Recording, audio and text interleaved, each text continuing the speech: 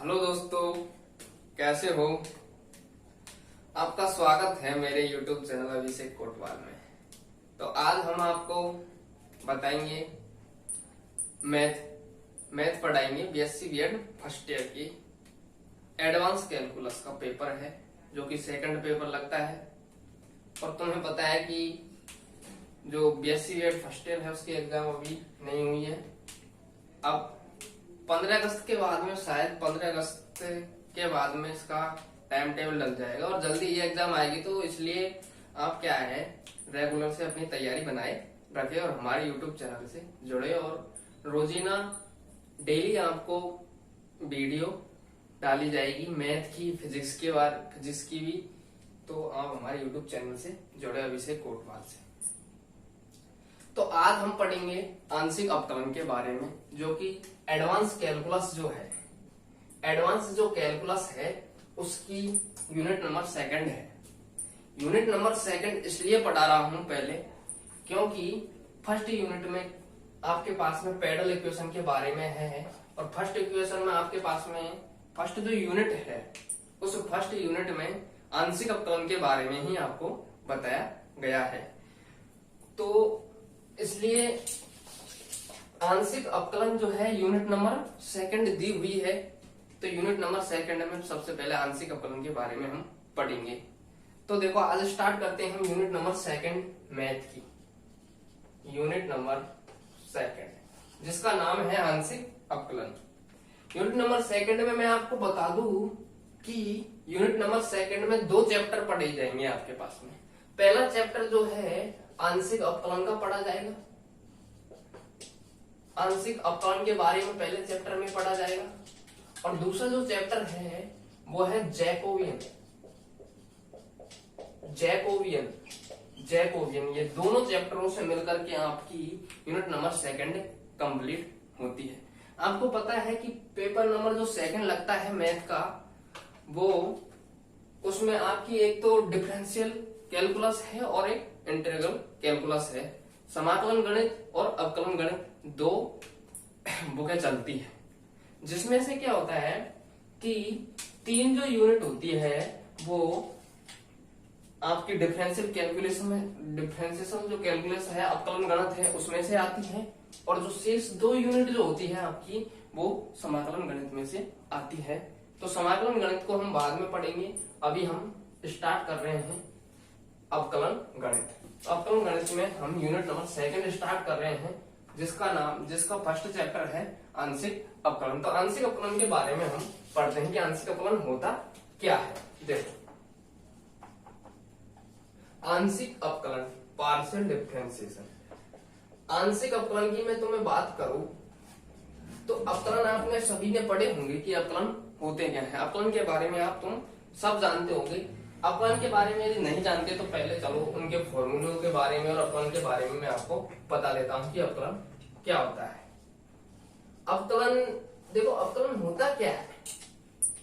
अवकलन सभी पढ़ते हैं, लेकिन डायरेक्ट सभी फॉर्मूलों पर जाते हैं और डायरेक्ट क्वेश्चनों पर जाते हैं। फॉर्मूलों के बाद में डायरेक्ट क्वेश्चनों पर जाते हैं। लेकिन अवकलन को समझो कि अवकलन होता क्या है, इसकी परिभाषा होती क्या है। परिभाषा होती क्या है? तो अवकलन की परिभाषा होती है कि चरों का किसी एक विशेष चर के सापेक्ष परिवर्तन ही क्या कहलाता है, अवकलन कहलाता है। जैसे कि फॉर एग्जांपल के साथ में आपको मैं बता देता हूं कि जैसे कोई फलन दिया हुआ है आपका, जैसे कोई फलन दिया हुआ है u बराबर के x² plus y² plus z²। मैं बोलूं आपसे कि इस फलन जो है इसमें कितने वेरिएबल है। इस फलन जो u है ये किन किन पर डिपेंड कर रहा है। एक तो x पर निर्भर कर रहा है, y पर निर्भर कर रहा है, z पर निर्भर कर रहा है। मुझे बताओ कि x की वैल्यू, y की वैल्यू, z की वैल्यू, ये क्या है, वेरिएबल है। इसमें वेरिएबल है क्योंकि इनका मान यदि परिवर्तन तुम करते जाओगे ना तो u का मान भी क्या होता जाएगा, बदलता जाएगा। तो मैंने बोला आपको कि इसका x के रेस्पेक्ट में अवकलन करो, तो x के रेस्पेक्ट में अवकलन करो। मैंने बताया कि अवकलन क्या होता है, सभी चरों का किसी एक विशेष चर के सापेक्ष परिवर्तन ही क्या कहलाता है, अवकलन कहलाता है। विशेष चर कौन सा हो गया, मैंने बोला है कि x के सापेक्ष अवकलन करो, तो इसमें एक विशेष चर के रूप में x हो गया है यहाँ पर। तो x के सापेक्ष जब इसका अवकलन करेंगे तो क्या हो जाएगा, du upon dx equal to x square का तो हमें पता है 2x हो जाएगा, एक्स स्क्वायर का 2x हो जाएगा। किस वाले फॉर्मूले से, इसके बाद में मैं फॉर्मूला बता दूंगा, और ये फॉर्मूला जो है आपके पास में पड़ा होगा, आपने आपको याद होगा, x की पावर n वाले फॉर्मूले से हुआ है, n x की पावर n-1 होता है। फॉर्मूले इसके बाद में मैं बताऊंगा आपको, बिल्कुल बेसिक से बताऊंगा कि अवकलन क्या होते हैं, अवकलन के बारे में सब कुछ आपको सिखाऊंगा। आप लास्ट तक वीडियो को देखो एक्स स्क्वायर का कितना हो जाएगा, 2x हो जाएगा, वाई स्क्वायर का कितना हो जाएगा, 2y हो जाएगा, और dy अपॉन y का किया जाएगा, फिर y का कितना हो जाएगा, dy अपॉन dx। देखो कि मैंने बोला कि सभी वेरिएबलों का एक विशेष चर के सापेक्ष अवकलन, तो सभी वेरिएबलों का होगा, इसमें ध्यान रखना। एक्स स्क्वायर का तो 2x हो जाएगा, तो वाई स्क्वायर का भी होगा इसमें, और जेड स्क्वायर का भी होगा एक्स के रेस्पेक्ट में। तो वाई स्क्वायर का 2y और y का कितना हो जाएगा, dy अपॉन dx। बताओ जेड स्क्वायर का 2z और z का फिर से करोगे तो 2z अपॉन dx आ जाएगा कि नहीं आ जाएगा, आ जाएगा। तो ये तो होता है आपका अवकलन। आंशिक अवकलन और अवकलन में क्या अंतर होता है मैं आपको बता देता हूँ। देखो आंशिक अवकलन और अवकलन, आज का टॉपिक है आपका आंशिक अवकलन।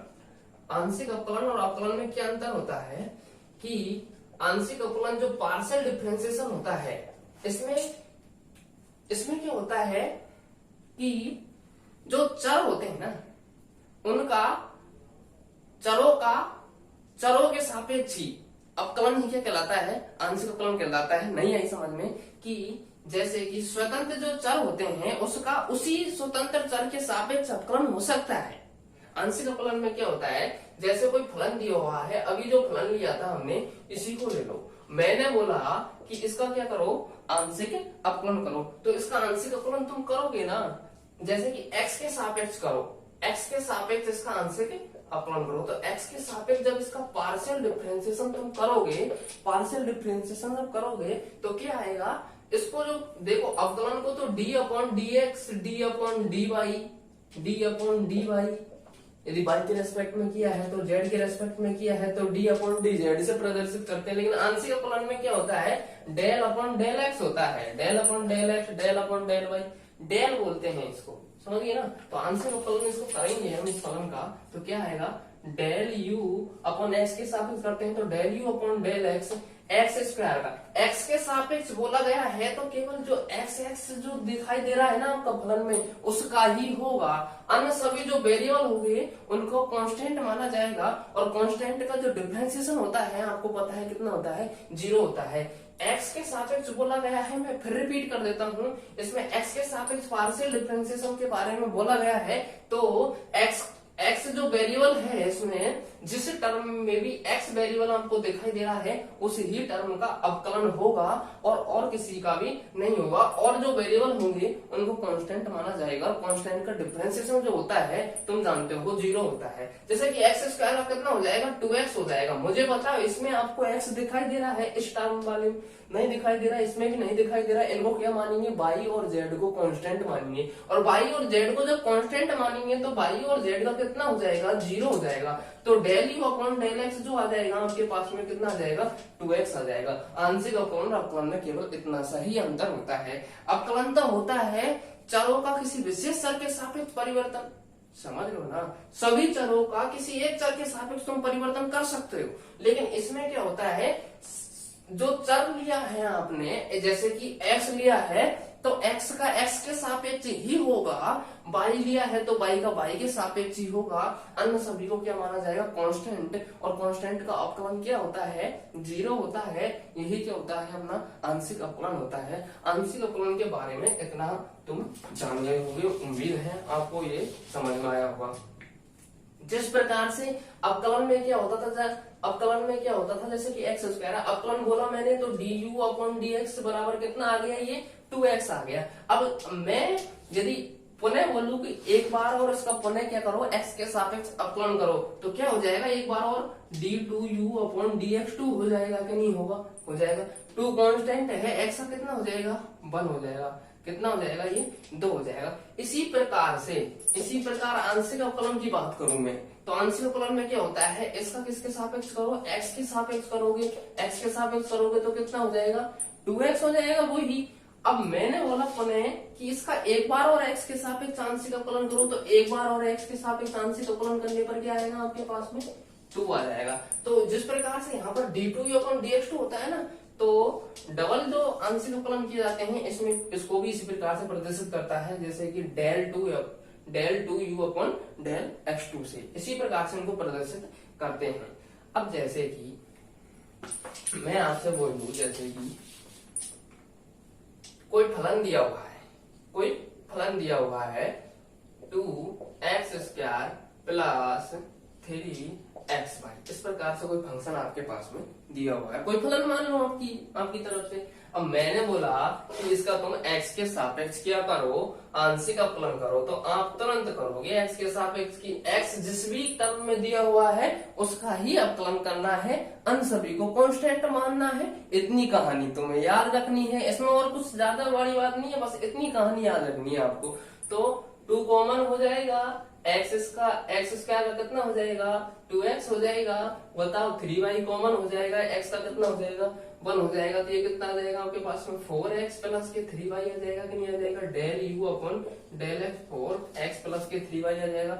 मैंने बोला कि इसका अब y के सापेक्ष कर सकते हो क्या, बिल्कुल y के सापेक्ष इसका कर सकते हैं। यदि y का सापेक्ष तुम इसको करोगे ना, तो y के सापेक्ष किस प्रकार से करोगे, देखो y के सापेक्ष तुम इसको करोगे, del u/del x का किसके सापेक्ष किया जा रहा है, y के सापेक्ष किया जा रहा है, तो इसका तुम y के सापेक्ष कर करके देखो, बताओ 4x का कितना हो जाएगा, 0 हो जाएगा, 4 कांस्टेंट, और x का तुम y के सापेक्ष आंशिक अवकलन तो कितना हो जाएगा, 0 प्लस 3, और y का कितना हो जाएगा बताओ, 1 हो जाएगा कि नहीं हो जाएगा। तो आपके पास में del2u/del y del x equal to कितना आ जाएगा, 3 हो जाएगा। मैं इसके माध्यम से क्या समझाना चाहता हूं मैं आपको बता देता हूं। देखो एक और निकालो मान तुम। अभी तो मैंने शुरुआत में क्या बोला, x के सापेक्ष करो, अभी मैं बोलूं कि इसका y के रेस्पेक्ट में करो। y के रेस्पेक्ट में करोगे तो del u/del y, देखो x का 0 हो जाएगा, x का 0 हो जाएगा, 3x कांस्टेंट हो जाएगा, 3 तो पहले से ही कांस्टेंट वैल्यू है, और y के रेस्पेक्ट में करेंगे तो x भी कांस्टेंट हो जाएगा, तो कितना हो जाएगा 3x, और y का कितना हो जाएगा 1। अब बोलू y के सापेक्ष कर लिया, अब x के सापेक्ष कर दो, उसका x के सापेक्ष तुम करोगे तो कितना आ जाएगा, del u/del y का तुम x के सापेक्ष करोगे तो इस प्रकार से लिखोगे, और x के सापेक्ष करोगे तो कितना आ जाएगा 3 कॉमन, x का 1, तो ये कितना जाएगा, del2u/del x del y equal to 3। इसके माध्यम से मैं क्या समझाना चाहता हूं आपको कि ये प्रॉपर्टी समझ लो, इसको याद रखना कि हमेशा del2u/del x del y equal to होता है del2u/del y del x, ये हमेशा याद रखना। देखो मैंने प्रूव करके भी बता दिया है कि इसकी वैल्यू भी 3 आ रही है और इसकी वैल्यू भी 3 आ रही है, तो ये क्या है, हमेशा बराबर होंगे, प्रत्येक फलन के लिए हमेशा बराबर होंगे। del2u/del x del y बराबर del2u/del y del x। देखो आंशिक अवकलन के बारे में मेरे हिसाब से आपको सभी को समझ में आ गया होगा। फॉर्मूलों के बारे में मैं तुम्हें बता देता हूँ। देखो बेसिक फॉर्मूले आपको याद होने चाहिए, तभी जाकर के अवकलन आपके पास में होगा, नहीं तो अवकलन संभव नहीं है। देखो फॉर्मूले में दिखा देता हूँ आपको, इंक डाल देता हूँ इसमें, उनकी बीत गई, जब तक और बातें कर लेते हैं। बीएससी जो बीएड है आपकी, तैयारी आपकी बढ़िया चल रही होगी।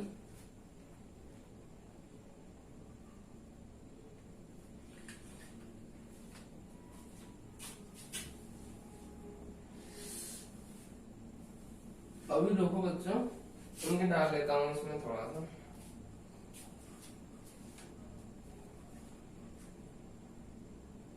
टेंशन लेने की कोई दिक्कत नहीं है, एग्जाम नजदीक आ रही है, तो कोई बच्चे क्या करते हैं, क्या दोस्त मेरे घबराने लग गए हैं, तो घबराने की कोई जरूरत नहीं है। बिल्कुल आपको सिंपल तरीके से बताया जाएगा और रेगुलर देखो, बस पूरी वीडियो को देखो। और मैं एक मिनट देख लेता हूँ वीडियो पॉज तो नहीं होगी क्या, इसमें कभी सभी पॉज हो जाती है, पता नहीं जान क्यों। तो देख लेता हूँ, चेक कर लेता हूँ। पॉज बिल्कुल नहीं हुई, आपकी वीडियो बन रही है। अब देखो मैंने फॉर्मूले के बारे में बता देता हूँ। फॉर्मूले सूत्र देखो, आंशिक अवकलन के और दोनों के वो एक ही फॉर्मूले होते हैं, अवकलन के आंशिक अवकलन के, लेकिन थोड़ा सा अंतर इतना सा ही होता है उसमें, मैंने आपको बता दिया। देखो अवकलन के फॉर्मूले आपको याद होने चाहिए। जैसे कि तुम x की पावर n का करोगे तो ये याद होना चाहिए n x की पावर n माइनस की 1। जैसे कि d अपॉन dx e की पावर x का हमेशा e की पावर x ही होता है, ये याद रखोगे। d अपॉन dx जैसे a की पावर x का क्या होता है, a की पावर x का मतलब तुम समझ रहे हो, जैसे कि 2 की पावर x आ गई, 3 की पावर x आ गई, यहाँ पर a क्या है, कांस्टेंट वैल्यू है। इसका क्या होता है, a की पावर x का होता है a की पावर x log a की पावर x log a। जैसे कि मैंने बोला कि 2 की पावर x है, इसका x के सापेक्ष अवकलन करो। 2 की पावर x है, इसका तुम x के सापेक्ष अवकलन करो तो ये फॉर्मूला लगेगा। हमेशा ध्यान रख लेना, इनमें x की पावर n वाला फॉर्मूला मत लगा देना। यदि कांस्टेंट की पावर कोई भी वेरिएबल है आपके पास में, x y जो भी वेरिएबल है, तो उसका जैसे कि x है तो x का सापेक्ष ही बोलेगा, y है तो y के सापेक्ष बोलेगा, समझ गए ना। तो x के सापेक्ष इसका करोगे तो कितना हो जाएगा, 2x log 2। इस वाले फॉर्मूले से होगा, ये ध्यान रख लेना। तो आगे और फॉर्मूला बता दें, त्रिकोणमिति फॉर्मूले तुम्हें याद रखना। जैसे कि sin x हुआ, sin x का कितना होता है, cos x हुआ है। नोट करते चलो रहे, जिसको याद नहीं है और जिसको याद है तो थोड़ा सा रुको, मैं और बता देता हूँ। जैसे कि cos x हुआ, cos x का माइनस sin x हुआ। कई बच्चों को याद है, कई बच्चों को याद नहीं है। d upon d x tan x का होता है आपके पास में sec स्क्वायर x, ध्यान रखना। d upon d x sec x का होता है sec x tan x, ठीक है। देखो इनको और बता देता हूं मैं, जैसे कि d upon d x cot x का होता है minus cosec square x। d upon d x cosec x का होता है minus cosec x cot x। ये फॉर्मूले आपको याद रखने पड़ेंगे और कोई दिक्कत आपको नहीं आने वाली। फिर जैसे कि इनवर्स वाले भी फॉर्मूले इसमें चलते हैं। d upon d x sine inverse x का तुम्हें याद रखना पड़ेगा। साइन इनवर्स x का कितना होता है, 1 अपॉन अंडर रूट 1 माइनस के एक्स स्क्वायर, ध्यान रख लेना। जैसे कि d अपॉन डी एक्स आपको cos इनवर्स x का फॉर्मूला भी याद रखना पड़ेगा, माइनस के 1 अपॉन अंडर रूट 1 माइनस के एक्स स्क्वायर। इनमें देखो कितना सा अंतर है, आपको अंतर दिखाई दे रहा होगा। बिल्कुल देखो, साइन इनवर्स x का है तो आपके पास में 1 अपॉन अंडर रूट 1 माइनस के एक्स स्क्वायर होता है, cos इनवर्स में बस माइनस आ जाता है, सेम टू सेम फॉर्मूला है। फिर d अपॉन डी एक्स जैसे कि tan इनवर्स x है तो tan इनवर्स x का कितना हो जाएगा, 1 अपॉन 1 प्लस के एक्स स्क्वायर, ठीक है ना, 1 अपॉन 1 प्लस के एक्स स्क्वायर। और d upon d x cot inverse x equal to minus के 1 अपॉन 1 प्लस के एक्स स्क्वायर, बिल्कुल सेम है ना, माइनस के आ जाएगा इसमें। जैसे कि d अपॉन डी एक्स और sec इनवर्स x का ध्यान रख लेना। sec इनवर्स x का क्या होता है, sec इनवर्स x का होता है 1 upon mod of x under root x square minus के 1, ठीक है। और cosec इनवर्स x के में माइनस आ जाएगा इसके आगे, ठीक है ना। इन फॉर्मूले को तुम्हें याद रखना पड़ेगा और आपके पास में फॉर्मूले बिल्कुल ये फॉर्मूले हैं आपके। और फॉर्मूला है जैसे कि मल्टीपल का फॉर्मूला, जैसे दो फलन यदि गुणा में हो तो उनको कैसे किया जाता है, इनको नोट कर लो पहले। कर लिया नोट, चलो स्क्रीनशॉट ले लो, फिर करते रहना मैं।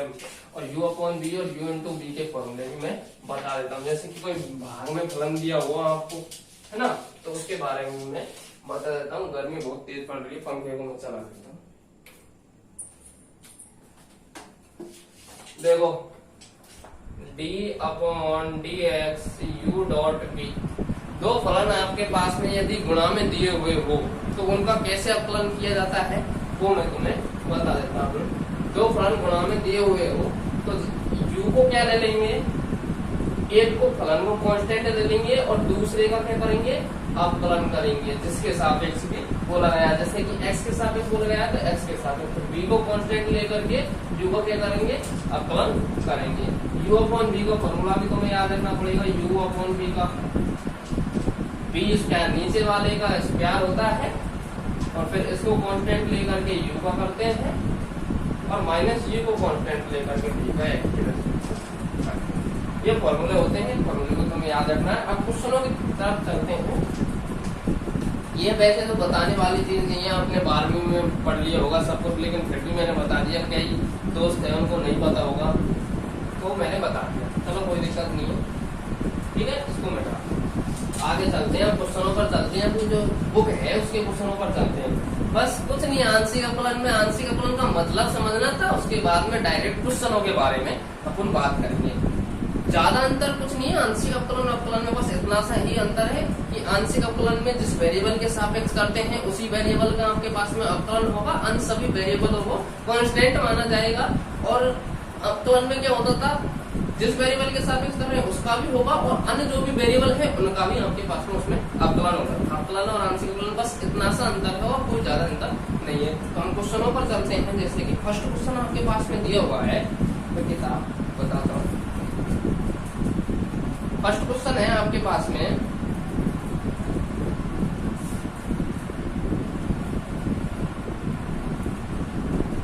फर्स्ट जो क्वेश्चन है एग्जांपल का ले लेते हैं। एग्जांपल नंबर 1, एग्जांपल नंबर 1 दिया हुआ है, if u equal to x square tan inverse y upon x minus y square tan inverse x upon y, then find ज्ञात करना है हमें d2u अपॉन d नहीं del two u upon del x del y, ये हमें ज्ञात करना है। ये क्वेश्चन है आपका। इस क्वेश्चन को किस प्रकार से करोगे मैंने बता दिया, वैसे अभी हमको del two u upon del x del y को कैसे अलग करोगे। देखो u फलन दिया हुआ है आपके पास, u तो दिया हुआ है, x और y का फंक्शन है, देख के बता सकते हो। x और y आपके पास में फंक्शन है, देख के बता सकते हो। तो x के सापेक्ष कर सकते हैं इसका और y के रिस्पेक्ट में भी कर सकते हैं। जितने वेरिएबल होते हैं फलन में उन्हीं के रेस्पेक्ट में तो हम अवकलन कर सकते हैं, क्योंकि उन पर निर्भर करता है आपके पास में फलन।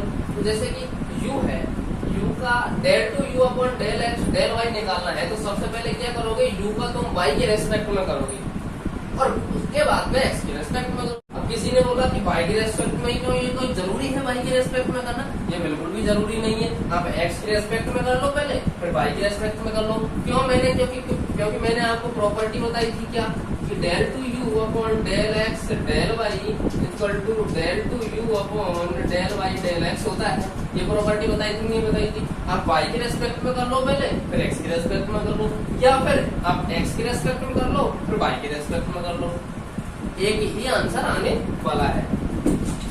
तो देखो आप सबसे पहले y के रेस्पेक्ट में कर लेते हैं। y के रेस्पेक्ट में जैसे ही u का, पहले तो u फलन को आपके पास में यहाँ लिख देना है, पूरी चीज मैं बताता हूँ, पूर्णतः करके आपको बताया जाएगा। y upon x minus y square tan inverse x upon y, जैसा क्या कर देते हैं y के सापेक्ष, y के सापेक्ष आंशिक अवकलन करने पर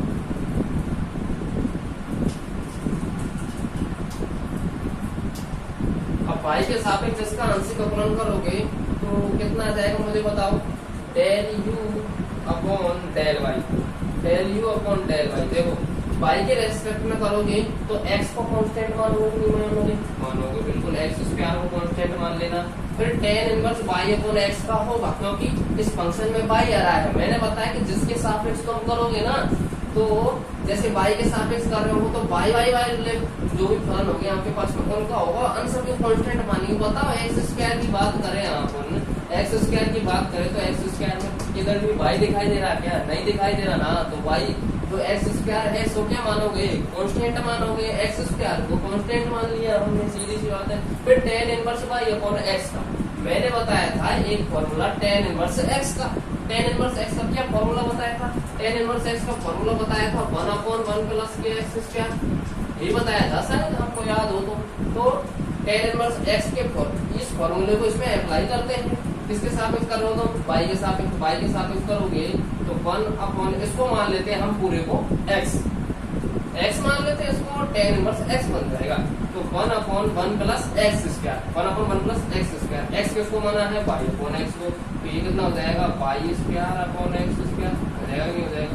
हो जाएगा। अब जिसको भी x माना है उसका गुणा में क्या किया जाएगा? अब फिर से किया जाएगा। तो y अपॉन x का y के रेस्पेक्ट में किया जाएगा। तो बताओ 1/, ये जो x है इसको तो कॉमन भी मान लिया जाएगा कि x का नहीं होगा, तो x को कॉमन लिया जाएगा। y का कितना हो जाएगा बताओ? 1 हो जाएगा। फिर देखो इसका y के रेस्पेक्ट में करोगे तो मुझे बता दो, इसमें भी y दिया दिखाई दे रहा है, इसमें भी y दिखाई दे रहा है, दोनों पर ही होगा। तो दोनों का तुम्हें पता है जब दो मल्टीपल में हो तो उनका अपलन कैसे किया जाता है? तो कैसे किया जाता है? एक को कांस्टेंट मान लेते हैं, जैसे कि शुरू वाले y स्क्वायर को मैंने कांस्टेंट मान लिया। इसका कर लो, इसका करोगे तो tan इनवर्स x का वही हो जाएगा 1/1 प्लस एक्स स्क्वायर, जिसको x माना है x square upon y square. अब फिर इसका किया जाएगा x अपॉन y का। देखो x कांस्टेंट हो जाएगा, 1/y का करोगे, 1/y का तुम्हें पता है 1/y को किस प्रकार से लिख सकते हो? y की पावर -1 के रूप में लिख सकते हो। और y की पावर -1 मतलब x की पावर n वाले फॉर्मूले से लगाओगे, x की पावर n वाला फॉर्मूला से लगाओगे तो -1 आगे आ जाएगा और y -1 में से एक कम हो जाएगा, नहीं हो जाएगा? तो ये कितना हो जाएगा? -1 अपॉन ये y की पावर -2 हो जाएगी, -2 पावर नीचे जाएगी तो ये y की पावर 2 हो जाएगी। तो ये हो जाएगा आपके पास में -1 अपॉन y स्क्वायर हो जाएगा, नहीं हो जाएगा? हो जाएगा। अभी तो आपने क्या किया है? y स्क्वायर को कॉमन लेकर के tan इनवर्स x का कर लिया, मतलब tan inverse x upon y कर लिया। फिर क्या करोगे यहाँ? फिर tan inverse x upon y को कॉमन लेकर के y का करोगे तो y का कितना हो जाएगा? 2y हो जाएगा, हो जाएगा, नहीं हो जाएगा? हो जाएगा। देखो del u upon del y equal to x square, एक x से एक x कैंसिल, एक x बचेगा। एक्स स्क्वायर जब एलसीएम लोगे, एक्स स्क्वायर जब एलसीएम लोगे तो मुझे बताओ कितना बच जाएगा? X square plus y square upon x square बच जाएगा, नहीं बच जाएगा? बिल्कुल बच जाएगा। फिर माइनस को चाहे तो अंदर होना पड़ेगा। देखो यहाँ पर वाई स्क्वायर से वाई स्क्वायर कैंसिल हो जाएगा, माइनस को गुणा करोगे तो माइनस माइनस से क्या हो जाएगा? प्लस हो जाएगा। तो ये कितना हो जाएगा आपके पास में? एक्स अपॉन वाई स्क्वायर, यहाँ पर एलसीएम लोगे तो y square plus x square upon y square. यहाँ पर ये माइनस अंदर बना होगा, ये माइनस हो जाएगा और ये हो जाएगा आपके पास में 2y और tan inverse x upon y। देखो इसको आगे हम करते हैं। वैल्यू इतना बड़ा तुम्हें नहीं करना है, मैं आपको समझा रहा हूँ इसलिए आपको बता रहा हूँ इतना बड़ा कर करके। शॉर्ट में आप कर देना, कैसे करोगे शॉर्ट में तुम्हें पता है? एक्स स्क्वायर यानी एलसीएम ले लेना, x square plus y square, x square को ऊपर लिख देना। इतना एलसीएम वगैरह लेने की जरूरत नहीं है। आप बीएससी में पहुंच गए, बीएससी में पहुंचोगे तो आप ये तो बिल्कुल 8 क्लास के जो बालक होते हैं ना, ऐसे एलसीएम लो, 2 का भाग दो, 3 का भाग दो, ऐसे करो, पीछे को रफ में ला करके, तो 8 क्लास के बच्चे नहीं हो आप बीएससी में पहुंच गए हो तो आप डायरेक्ट एलसीएम लेकर के तुरंत ऊपर लिख देना। देखो ये कितना हो जाएगा? एक्स की क्यों हो जाएगा? एक्स स्क्वायर ऊपर जाएगा, एक्स की क्यों upon x square plus y square plus ये कितना हो जाएगा? X y square upon x square plus y square minus ये हो जाएगा 2y tan inverse x upon y। ये हो जाएगा आपके पास। इतना आपको समझ में आया कि नहीं है? बिल्कुल आया सर। अब देखो del u upon del y equal to, इसमें से एलसीएम ले लेते हैं क्या?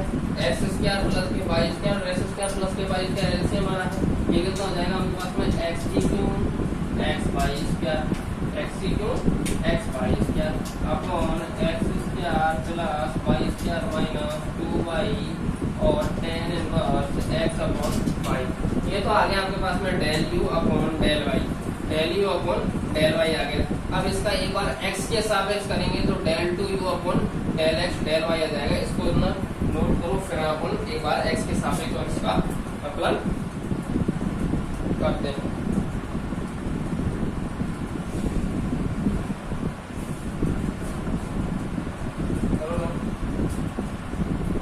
देखो del u upon del y equal to, यदि इसमें से x कॉमन ले लो, x जैसे कॉमन लोगे तो अंदर x स्क्वायर प्लस के y स्क्वायर बन जाएगा, नीचे भी x स्क्वायर प्लस के y स्क्वायर बन जाएगा, और ये हो जाएगा 2y, ये तो same as it tan inverse x upon y। बताओ x square plus y square, x square plus y square से कैंसिल हो जाएगा, इसको मिटा देता हूं। देखो कितना हो जाएगा, ये del u upon del y आ जाएगा आपके पास में, x बचेगा यहाँ पर x minus 2y tan inverse x upon y हो जाएगा, नहीं हो जाएगा, यहाँ मिटा देता हूँ, तो मैं रफ कर देता हूँ। लारे नोट करते चलो आप। देखो इसका x के सापेक्ष करते हैं तो del 2u upon del x del y, इसका x के सापेक्ष करते हैं तो x का कितना हो जाएगा 1 माइनस 2y कॉमन लोगे, y कांस्टेंट हो जाएगा इसके सापेक्ष करोगे तो। अब मुझे उम्मीद है कि आप सब समझ गए होंगे, ठीक है ना। तो ध्यान से देखो मैं कैसे कर रहा हूँ। देखो tan इनवर्स x का 1/1 प्लस x स्क्वायर, तो 1/x square plus y square, और फिर x अपॉन y का करोगे इसके सापेक्ष x के सापेक्ष 1/y कांस्टेंट x कितना हो जाएगा 1 हो जाएगा। तो del 2u upon del x del y equal to 1। देखो y से क्या हो जाएगा, y cancel, 1 minus y square LCM लोगे डायरेक्ट कितना हो जाएगा, ये 2y square upon x square plus y square, x square plus के y स्क्वायर एलसीएम लेते हैं तो x square plus y square minus 2y square upon x square plus y square. देखो y स्क्वायर में से 2y स्क्वायर हटाते हैं तो x स्क्वायर माइनस के y स्क्वायर बचता है, और नीचे x स्क्वायर प्लस के y स्क्वायर, ये क्या हो जाता है, इसका आंसर हो जाता है। उम्मीद है ये बिल्कुल आपके समझ में आया होगा। नेक्स्ट क्वेश्चन की बात करते हैं। नेक्स्ट क्वेश्चन क्या है अपना, अगला क्वेश्चन क्या है, आपके सब लोगों की समझ में आ गया होगा।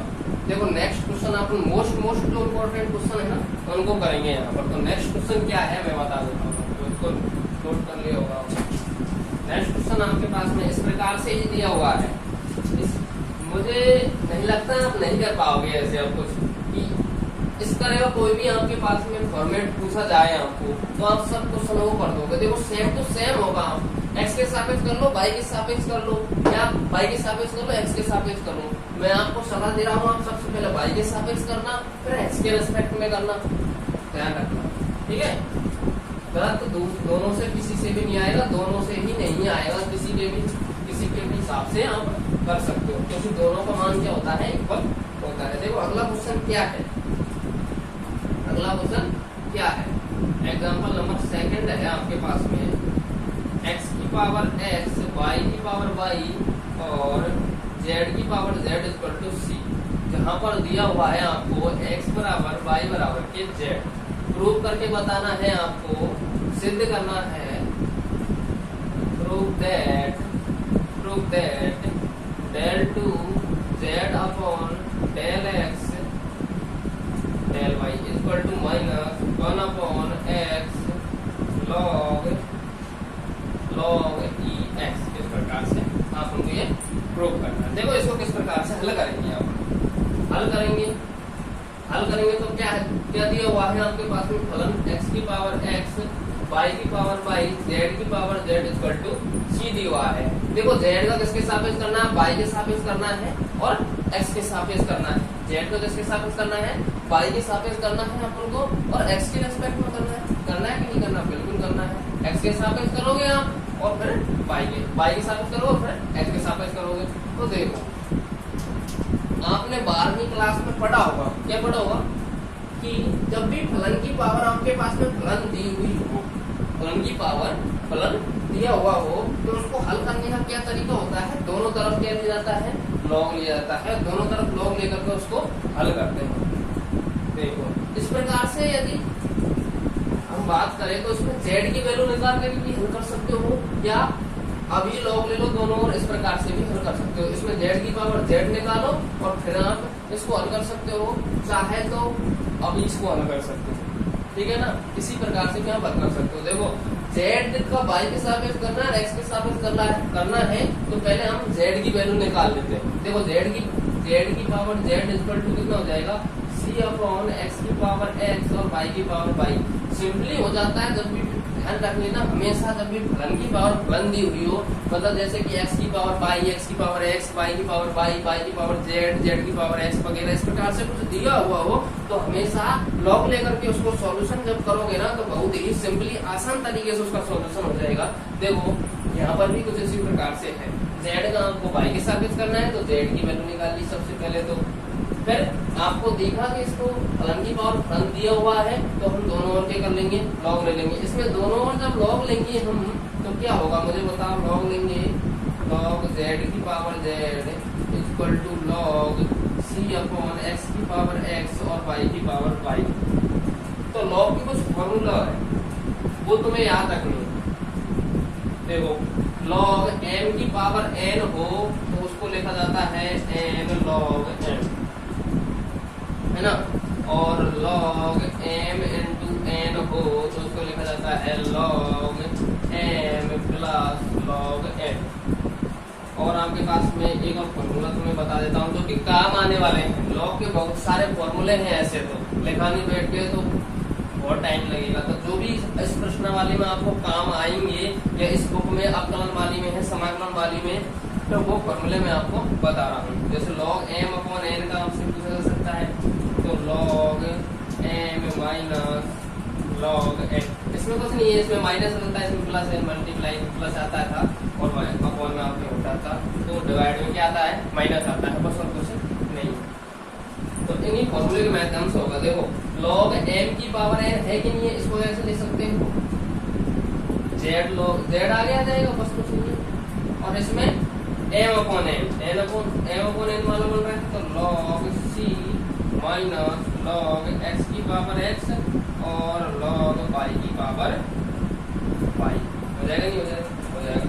देखो z log z equal to log c minus log m into n वाला भी लग रहा है इसमें, log m इंटू n वाला भी इसमें लगा। देखो log c minus log x की पावर x, y की पावर y नहीं होगा, होगा नहीं होगा, y की पावर y।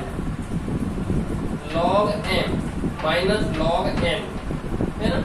तो इसको भी m इंटू n से यदि खोलोगे तो कितना हो जाएगा, log x की power x plus log y की पावर y। ये हो जाएगा z log z equal to log c minus, देखो माइनस को अंदर गुणा कर देंगे, log m की पावर n का इसमें फिर से लगा देंगे तो x log x minus y log y। अब आप कहोगे सर इतने सारे आपके पास में फॉर्मूले हैं, तो इतने सारे आपके पास में फॉर्मूले हैं इसमें लगाओगे, इसका कोई सिंपली मेथड नहीं है। अरे भाई साहब जब लॉग वाले आपको फॉर्मूले पता है, ये 3 फॉर्मूले, बस 3 ही तो फॉर्मूले लगाने हैं। जब आपको पता लग जाए कि इसमें कोई भी फॉर्मूला नहीं लगेगा, पता लॉग वाई में क्या फॉर्मूला लगाओगे, तो जब पता लग जाए तो नहीं लगाने हैं। फिर आपके पास में जितने भी दिए हुए हैं इन तीनों फॉर्मूले से अलावा इसमें कोई भी आपके पास में यहाँ फॉर्मूला नहीं लगाना है। फिर आपको क्या करना है, देखो वाई के रेस्पेक्ट में करते हैं, जेड की आगे ना वाई के रेस्पेक्ट में करते हैं, तो वाई के रेस्पेक्ट में करेंगे तो कैसे करेंगे। देखो u डॉट b का लगेगा z, इसका y के सापेक्ष करोगे, मुझे बताओ। अब देखो इसका y के सापेक्ष करोगे तो सर आप तो बोलोगे ये तो z है, ये तो z है, तो y के सापेक्ष इसका करोगे तो कितना आ जाएगा, 0 आ जाएगा। लेकिन ऐसा नहीं है, क्यों नहीं है कि इसमें क्वेश्चन में आपको बता ही रखा है पहले ही कि डेल टू z का आपके पास में y के सापेक्ष भी कर सकते हो और x के सापेक्ष भी कर सकते हो। आप बताया गया कि नहीं गया कि z का आप x के सापेक्ष भी कर सकते हो और y के सापेक्ष भी कर सकते हो। आप यहाँ पर 0 मत कर देना, क्योंकि क्वेश्चन में पहले ही प्रूफ में आपको बता दिया गया है। संकेत भी यही है, संकेत यहाँ से ही पता लग रहा है कि z का y के सापेक्ष भी हो सकता है और x के सापेक्ष भी हो सकता है। z यहाँ पर एक तरह से फंक्शन मान लो, आप समझ गए ना। तो z का करोगे आप y के सापेक्ष तो 0 नहीं होगा, इसलिए नहीं होगा। इससे पता लग रहा है कि z का y के सापेक्ष भी कर सकते हैं, आप x के सापेक्ष भी कर सकते हैं। तो देखो y के सापेक्ष करेंगे तो z पहले कॉमन लो, तो log x का कितना होता है 1/x, तो log z हो जाएगा। फिर क्या करोगे आप, फिर प्लस log z कॉमन लोगे, जेड का करोगे तो कितना हो जाएगा डेल जेड अपॉन, देखो यहाँ पर जेड कॉमन लोगे, जेड कॉमन लेकर के इसका वाई के सापेक्ष जैसे ही करोगे तो 1/z हो जाएगा, तो जेड का भी तो करना पड़ेगा आपको, तो जेड का भी यहाँ पर करना पड़ेगा, ये ध्यान रख लेना कि आप जेड का करोगे यहाँ पर तो del Z upon del y, y के सापेक्ष कर रहे हैं आप, लिख लेना यहाँ पर लाइन कि वाई के सापेक्ष आंशिक अवकलन करने पर, फिर प्लस तो हमें पता है यू डॉट पी मॉडल इसमें फॉर्मूला लगा रहे हैं हम, तो लॉग जेड फिर कॉमन ले लेंगे, जेड का करोगे तो del Z upon del Y आ जाएगा, नहीं आ जाएगा, बताओ लॉग सी एक तरह से कांस्टेंट है, लॉग सी का क्या हो जाएगा 0 माइनस माइनस, मुझे बताओ y के रेस्पेक्ट में x का, ये भी x है, ये भी x का फलन है, 0 हो जाएगा नहीं हो जाएगा, बिल्कुल 0 सर, माइनस फिर इसका y के रेस्पेक्ट में करोगे तो y इसमें भी आ रहा है, इसमें भी आ रहा है, तो u डॉट v वाला इसमें भी फॉर्मूला लगेगा, y कॉमन log y का कितना हो जाएगा 1/y, और y को करोगे तो फिर y के सापेक्ष 1, फिर देखो माइनस अंदर गुणा हो जाएगा, इसको ऐसे लगा लो, कोष्टक लगा लो, देखो plus log y common y का 1, log y कॉमन y का आ जाएगा नहीं आ जाएगा, देखो आगे होगा तो आगे करते हैं, देखो z से z cancel, del z upon del y, इसमें से यदि कॉमन ले लें हम तो 1 प्लस log z बन जाएगा इज इक्वल टू, ये y से y कैंसिल हो जाएगा, इधर बन जाएगा -1 प्लस log y, बन जाएगा नहीं बन जाएगा, बन जाएगा, देखो डेल जेड अपॉन यदि डेल वाई इसमें से निकाले तो ये भाग में चले जाएगा, 1 plus log y upon 1 plus log z, इतना आ गया आपके पास में del Z upon del y की वैल्यू आ गई। इसके बाद में आप x के सापेक्ष करोगे, इसका x के सापेक्ष लिखेंगे यहाँ पे कि x के सापेक्ष इसका अंश का फलन करने पर, अब x के सापेक्ष करोगे तो del to Z upon del Y आ जाएगा। मुझे बताओ कि इसको x के सापेक्ष कैसे करोगे तुम, इसका x के सापेक्ष आप कैसे करोगे, इसका तुम x के सापेक्ष जैसे ही करोगे तो क्या आने वाला है क्या नहीं आने वाला है, इसके बारे में आप इतना ही नोट करो और इसको मैं आगे बताता हूँ कि x के सापेक्ष इसका कैसे किया जाएगा, इतना नोट करो इसको। गर्मी क्या बहुत ही तेज पड़ रही है,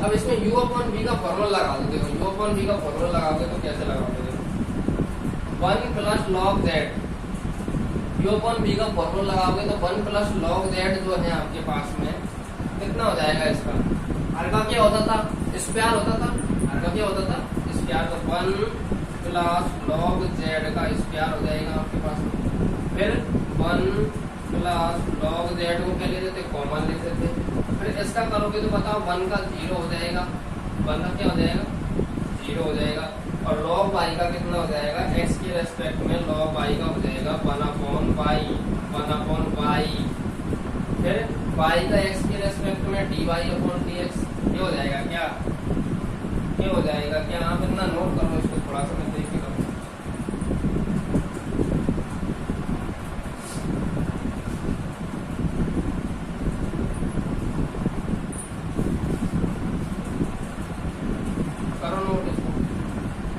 देखो 1 प्लस log y करोगे तो 1 का तो 0 हो जाएगा, और log y का कितना हो जाएगा 1/y हो जाएगा, 1/y हो जाएगा क्या, y का x के रेस्पेक्ट में करोगे तो log y का तो कितना आने वाला है 0 आने वाला है, आने वाला है कि नहीं आने वाला, 0 आने वाला है इसका, तो मैंने बोला था कि केवल z का ही y और x के सापेक्ष कर सकते हो, ये संकेत दिया हुआ है कि z का केवल x और y के सापेक्ष कर सकते हो, वहां पर y का करोगे तो कितना आएगा यहाँ पर 0 ही आएगा, ध्यान रखें ये 0 आएगा, फिर माइनस ये कॉमन ले जाओ, फिर क्या लोगे आप 1 प्लस log y कॉमन लोगे, आप इसका करोगे देखो 1 का 0 हो जाएगा log z, अब z का हो सकता है x और y के सापेक्ष दोनों के ही सापेक्ष, तो कितना हो जाएगा 1/z, और z का करोगे तो del z upon del x, आगे कि नहीं आ गया, और del Z upon del x की वैल्यू हम पहले निकाल चुके हैं। Del Z upon del x की वैल्यू देखो, del to Z upon del x नहीं निकाली क्या? नहीं निकाली तो निकाल लेंगे, क्या दिक्कत है? देखो ये जीरो हो जाएगा, ये जीरो हो जाएगा और ये माइनस माइनस प्लस हो जाएगा। कितना बचेगा? ये बचेगा आपके पास में 1 upon z del Z upon del x, del Z upon del x. तो आपके पास में del Z upon del x की वैल्यू भी निकालनी पड़ेगी इसमें से। जो आपके पास में वो फॉर्मूला आया था ना, वो कौन सा हल कर लिया था आपने? वो आया था आपके पास में जैसे कि क्या आया था? Z log Z, Z log Z log C minus minus X log X minus Y log Y. यही तो आया था आपके पास में, हाँ तक हल किया था शुरुआत में आपने। तो आप क्या करोगे? Del Z upon del x की वैल्यू यहाँ से निकालोगे, del Z upon del x की वैल्यू यहाँ से निकालोगे, इसका एक्स के सापेक्ष कर लोगे। अब इसका एक्स के सापेक्ष करोगे तो बताओ मुझे कितना आएगा? जेड कॉमन लॉग जेड का कितना हो जाएगा? लॉग जेड का 1 अपॉन जेड और जेड का del Z upon del x plus फिर लॉग जेड। चलो यहाँ पर मत करो आप, ये आपके पास में जहाँ पर टर्म आई है इसको यहाँ पर भी कर लो, यहाँ पर भी इसको आप कर लो, थोड़ा सा इसको इक्वेशन दे देना। भाई आपको रटना बिल्कुल नहीं है, आपको पता लग रहा है ना इसको हल कब करेंगे? तो अभी कब होगा ये आपके पास में? जब ही होगा ये हल की del Z upon del x की वैल्यू आए तभी तो ये हल होगा आपके पास में।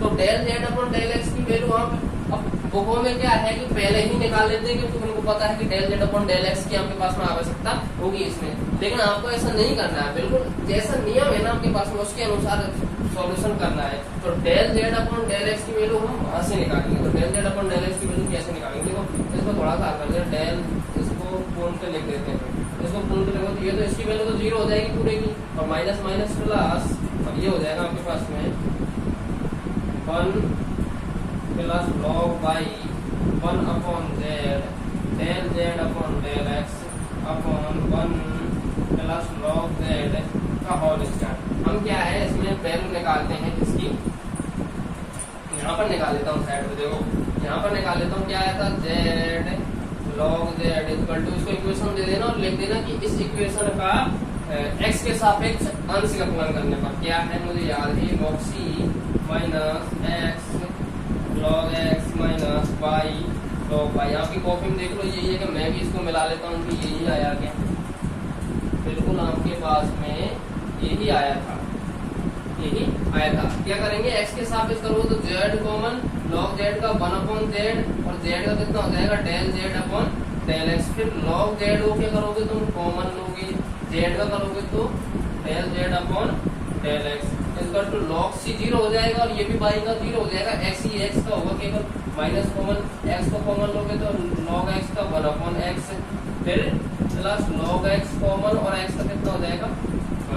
इसमें देखो जेड से जेड कैंसिल और del Z upon del x common लोगे, फिर 1 प्लस लॉग जेड इधर बच जाएगा, इधर बचेगा एक्स से X cancel minus 1 plus log X. आप देखो यहाँ से कि del Z upon del X कितना आ गया? Minus 1 plus log x upon 1 plus log Z. आ गया कि नहीं आ गया? अब इस वैल्यू को आप यहाँ पर रख दो, देखो यहाँ पर रखोगे तो del to z del x del y equal to यहाँ पर रखोगे तो 1 plus log y log y log y, देखो 1 plus log y del Z upon del x की वैल्यू, आगे माइनस लिख दो यहाँ पर और ये हो जाएगा 1 प्लस लॉग एक्स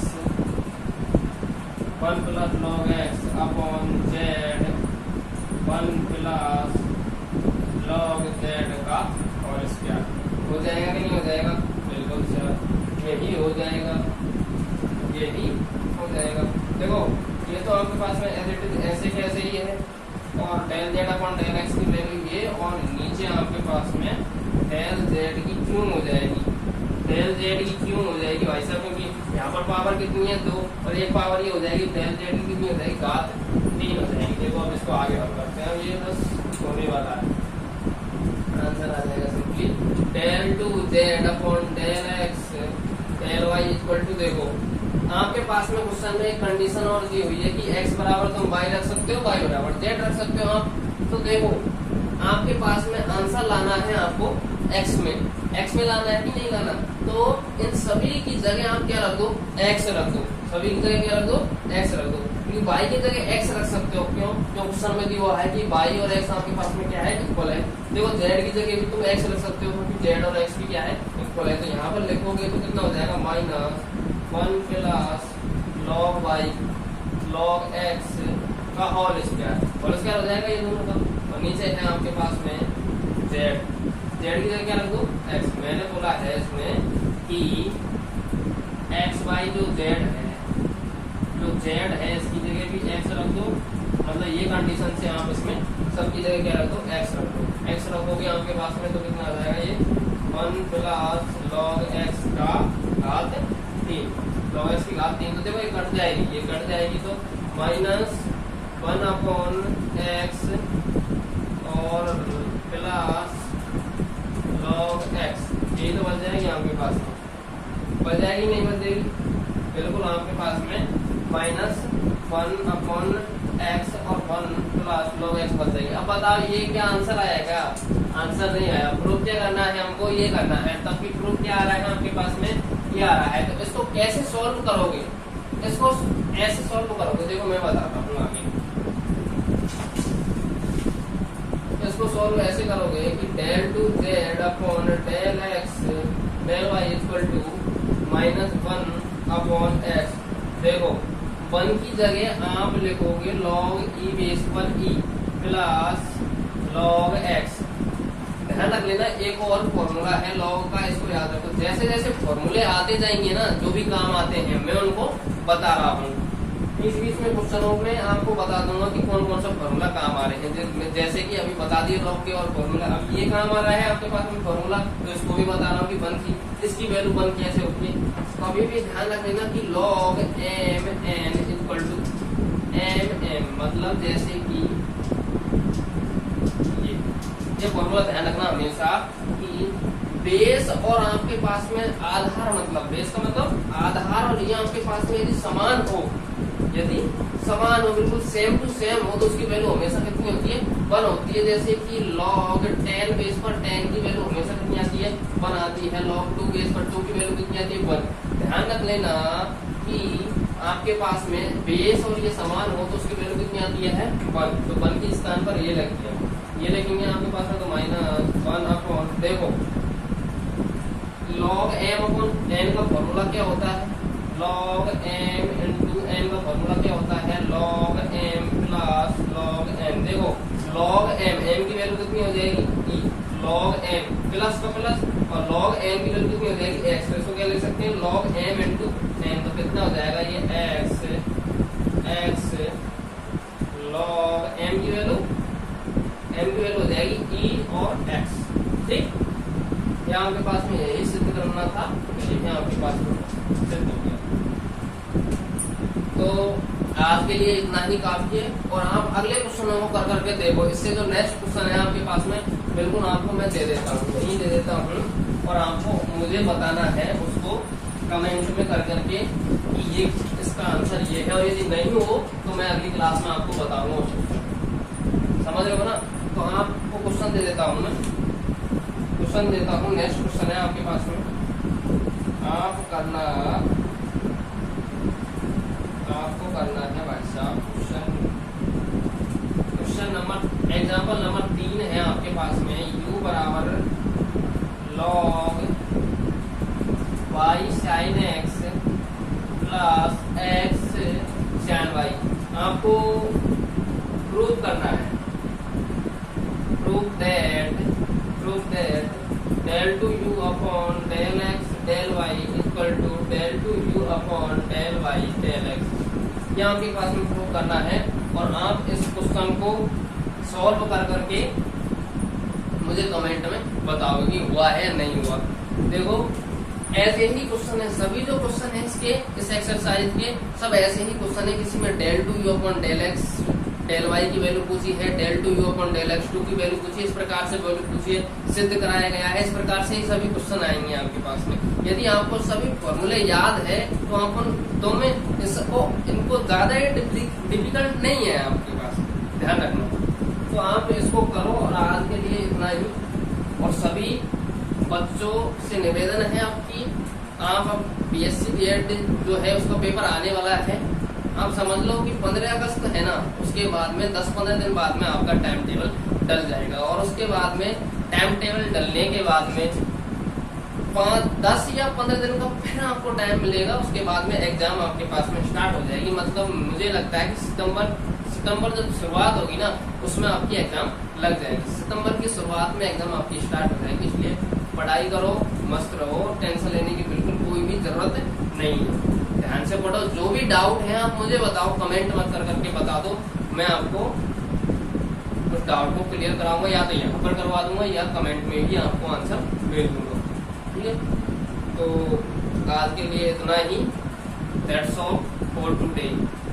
कल मिलते हैं दोबारा नए टॉपिक के साथ में। नए टॉपिक आपके पास पढ़ेंगे हम। क्या आपको बताएंगे, आप एक यूनिट इसमें से पढ़ लेते हैं, आप 1 या 2 जितनी पढ़ा करती है, फिर समाकलन में से आपने 1 यूनिट पढ़ लेंगे। 1 यूनिट पढ़ लेते हैं इसमें से अपकलन वाली को, है ना, आंशिक अपकलन को।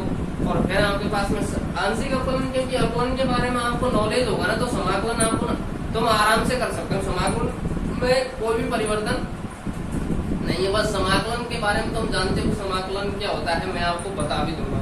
समझ लो ना। आप अभी अपकलन की जो ये यूनिट चल रही है आपके पास में, आराम से पढ़ो इसको, बिल्कुल कोई भी प्रॉब्लम नहीं आएगी आपको। ठीक है, इस वीडियो को ध्यान से देखो, शुरू से देखो। यदि समझ में नहीं आ रहा है तो शुरू से देखो इसको, समझ लो। Okay, good night, bye. बढ़िया रहो, मस्त रहो, स्वस्थ रहो।